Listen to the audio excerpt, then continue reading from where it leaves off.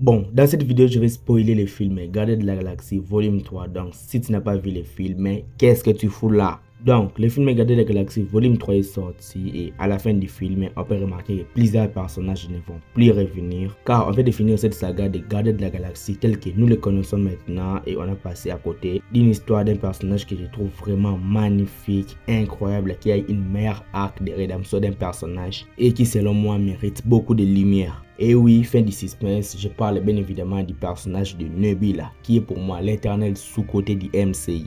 Dans cette vidéo, nous allons résumer l'histoire de Nebula dans le MCU pour voir pourquoi je dis que le personnage est l'un des meilleurs personnages du MCU, car il a eu une histoire vraiment incroyable et personne n'en parle. Et je considère que c'est un crime envers le MCU, car il mérite beaucoup de lumière comme un Iron Man ou un Spider-Man. Bon, on va pas trop blablater, c'est parti.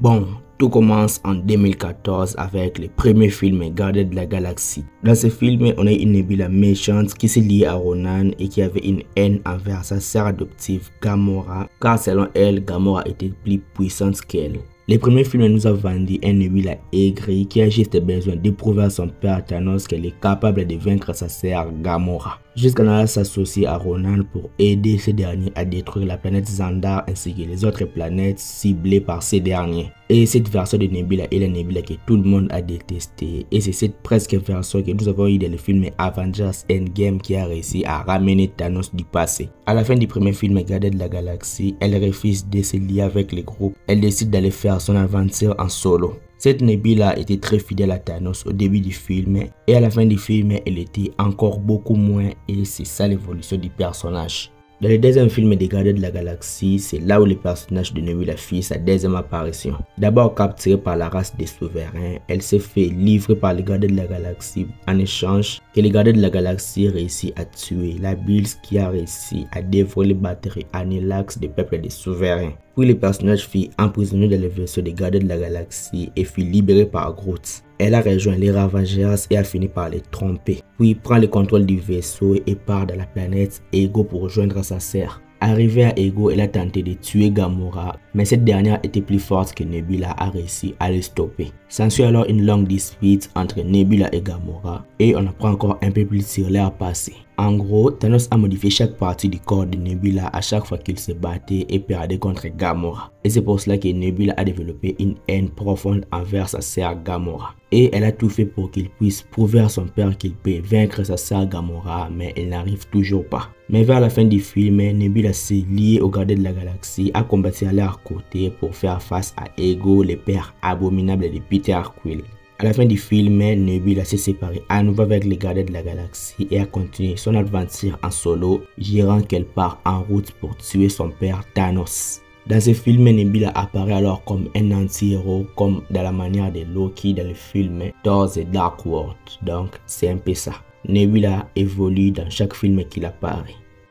On revoit Nebula dans Avengers Infinity War. Comme à la fin du film Gardiens de la Galaxie Volume 2, elle est partie pour tuer son père Thanos. Elle a presque réussi, mais elle fut capturée et torturée par son père Thanos. Thanos a torturé Nebula devant sa sœur Gamora pour obliger Gamora de révéler la localisation de la pierre de l'âme. On connaît la suite, Gamora fut sacrifiée aux mains de Thanos sur Vormir. Nebula s'en est en fait libérée de sa captivité de Thanos. Elle a signalé les Gardiens de la Galaxie de venir sur la planète Titan pour tendre une embuscade à Thanos sur sa planète natale. Ce qui va mener les Gardiens de la Galaxie de croiser la route des Avengers, composée de Doctor Strange, Iron Man et Spider-Man. Ils vont se lier avec les Gardiens de la Galaxie pour affronter Thanos. Nebula, les Avengers et les Gardiens de la Galaxie ont réussi à enfin maîtriser Thanos. Puis Nebula dit à Peter Quill que Thanos a tué Gamora sur Vormir pour récupérer la pierre de l'âme. Ce qui a complètement énervé Peter Quill et a frappé Thanos, ce qui a mené à la défaite des Avengers contre Thanos sur Titan.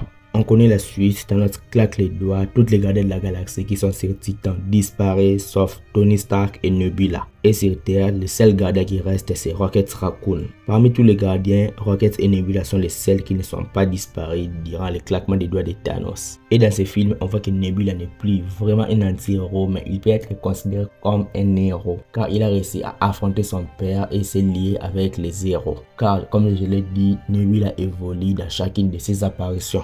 Nebula va ensuite apparaître dans le film Avengers Endgame, alors qu'ils sont restés avec Stark coincés dans l'espace et prêts à manquer d'oxygène. Ils furent secourus par Captain Marvel et reviennent sur Terre auprès des Avengers restantes. Nebula s'allie alors avec les Avengers et Captain Marvel et sont allés sur une planète isolée pour tendre une embuscade à Thanos avant de découvrir que ce dernier a déjà détruit le pierre d'infinité, donc impossible de ramener les morts à la vie. Et avec excès de colère, Thor arrive alors à décapiter Thanos devant sa fille Nebula. Et c'est fini, ils se dispersent tous de leur côté pour aller faire leur vie, tout en subissant les pertes de leurs proches disparus. 5 ans plus tard, en 2023, Scott Lang réussit à s'échapper du royaume quantique, amène alors la possibilité de voyager dans le temps pour inverser le snap de Thanos. Captain America, Scott Lang et Natasha décident alors de recontacter toutes les Avengers pour voyager dans le temps, récupérer le pierre d'infinité et claquer les doigts pour ramener toutes les personnes disparues par le claquement des doigts de Thanos. Enfin, ils reforment le groupe des Avengers pour aller choper le pierre d'infinité et ils se regroupent en plusieurs groupes pour aller choper le pierre d'infinité dans des endroits précis dans le passé. Nebula forma alors son groupe avec Rhodes alias War Machine pour aller en 2014 afin de récupérer la pierre du pouvoir sur Morag qui seront guidés par Peter Quill.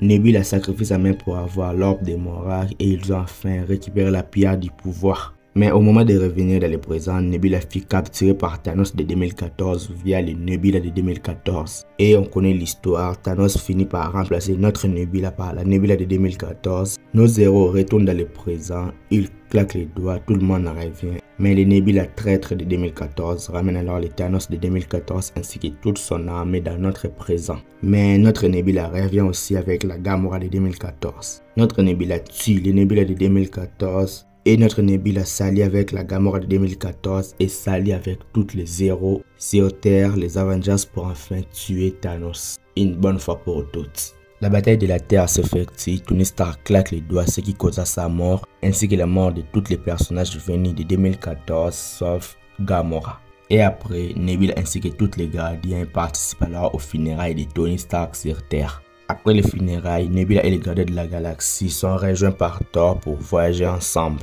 Et dans ce film, on voit que Nebula a complètement changé de camp et est devenue vraiment une héroïne. Dans ce cas, il n'y a vraiment plus aucun doute sur son identité.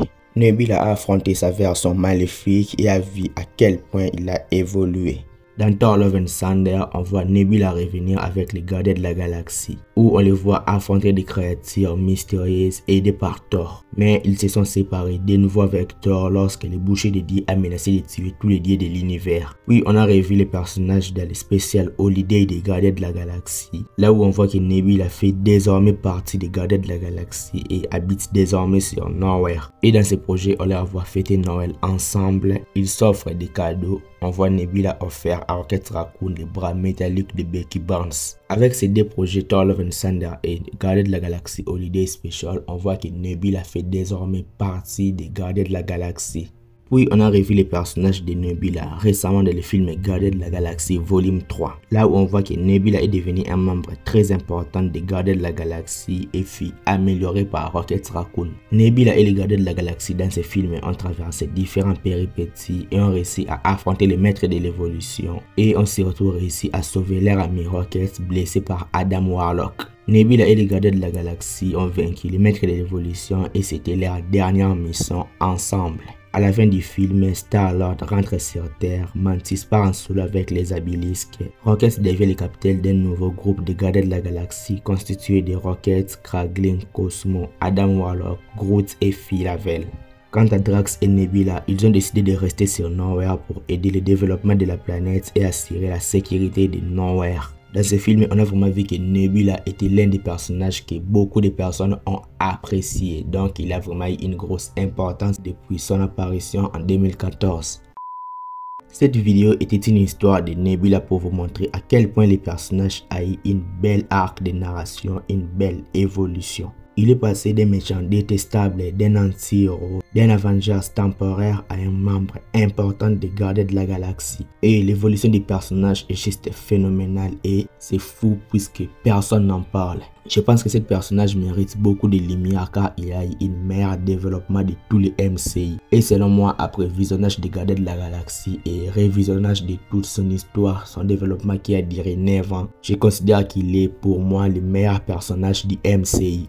Je te laisse me dire dans les commentaires ce que tu en penses du personnage de Nebula, de son évolution dans les MCI. Si la vidéo t'a plu, like la vidéo, abonne-toi à la chaîne pour être au rendez-vous de mes nouvelles vidéos. Rejoins-moi sur mes réseaux sociaux, mes liens sont dans la description. C'était Jonathan Geek et je vous dis qu'on se retrouve trop vite pour une prochaine vidéo. Ciao!